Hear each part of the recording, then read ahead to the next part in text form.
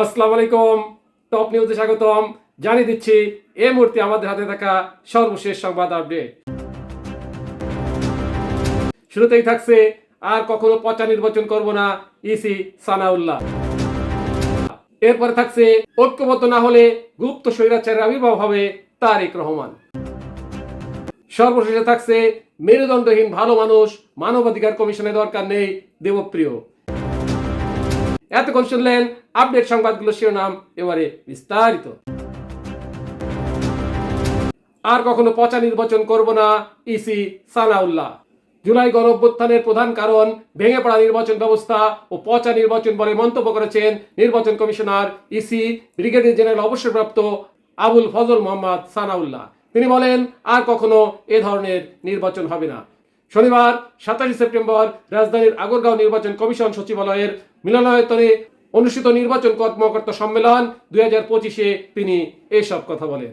EC Sanaullah বলেন, জুলাই আন্দোলনের প্রধান কারণ ছিল পচা নির্বাচন। নির্বাচন ব্যবস্থা ভেঙে পড়ার কারণেই দেশে পরিস্থিতি সৃষ্টি হয়েছে। আমরা আইন অনুযায়ী সুষ্ঠু নির্বাচন করব। তিনি আরো বলেন, আমরা সময়ের ক্রসরোডে দাঁড়িয়ে আছি। চোখ বন্ধ করেও বলা যায় জুলাই আন্দোলনের প্রধান কারণ প্রহসনের নির্বাচন। আমরা আর কখনো পচা নির্বাচন করব না। পক্ষপাতমূলক নির্বাচনের জন্য মাঠ কর্মকর্তাদের উপর কোনো চাপ দেওয়া হবে না। কেউ অনিয়ম করলে তার দায়ভার তাকেই নিতে হবে। ইসি কোনো দায়িত্ব নেবে না। ঐক্যবদ্ধ না হলে গুপ্ত স্বৈরাচারের আবির্ভাব হবে তারেক রহমান। বিএনপির ভারপ্রাপ্ত চেয়ারম্যান তারেক রহমান শঙ্কা প্রকাশ করেছেন, ঐক্যবদ্ধ না থাকলে বাংলাদেশে গুপ্ত স্বৈরাচারের উত্থান হতে পারে। তিনি বলেছেন, গত 16 বছর বাংলাদেশে ডাকাত পড়েছিল।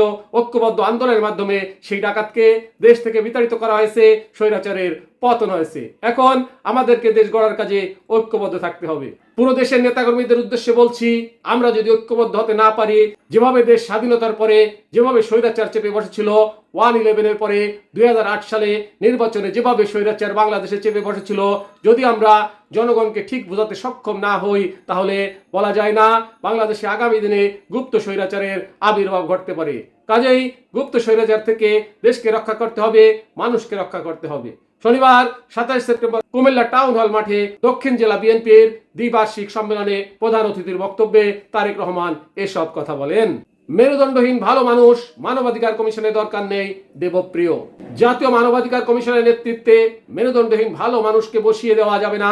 মেরুদণ্ডহীন ভালো মানুষ কোনোদিন অন্য কারো জন্য তার মেরুদণ্ড সোজা করতে পারেন না। সেজন্য মেরুদণ্ডহীন ভালো মানুষও দরকার নেই বলে মন্তব্য করেছেন Centre for Policy Dialogue CPD সম্মানীয় ফেলো ডক্টর দেবপ্রিয় ভট্টাচার্য। শনিবার 27 সেপ্টেম্বর রাজধানীর একটি অভিজাত হোটেলে নাগরিক প্ল্যাটফর্ম আয়োজিত খসড়া জাতীয় মানবাধিকার কমিশন অধ্যাদেশ 2025 শীর্ষক আলোচনায় তিনি অংশ নেন। দেবপ্রিয় ভট্টাচার্য বলেন, বিগত সময়ে বাংলাদেশ নখদণ্ডহীন ও মেরুদণ্ডহীন মানবাধিকার কমিশন পেয়েছে। এবার যেন সেই ভুল আর না হয়। 2009 সালের জানুয়ারিতে ডক্টর ফখরুদ্দিন আহমেদের তত্ত্বাবধায়ক সরকারের সময় এই আইনের খসড়া তৈরি হয়। পরবর্তীতে সেই আইনের ভিত্তিতেই কমিশন গঠিত হয় এবং একাধিক চেয়ারম্যান নিয়োগ পান। তিনি আরো বলেন, জাতীয় মানবাধিকার কমিশনের নামে অতীতে যে কমিশনগুলো গঠন করা হয়েছে তা ছিল কার্যকর নখদন্তহীন, যার দাঁতও নেই, কামড়ও দিতে পারে না। টপ নিউজ এখনকার মতো শেষ করছি। আল্লাহ হাফেজ।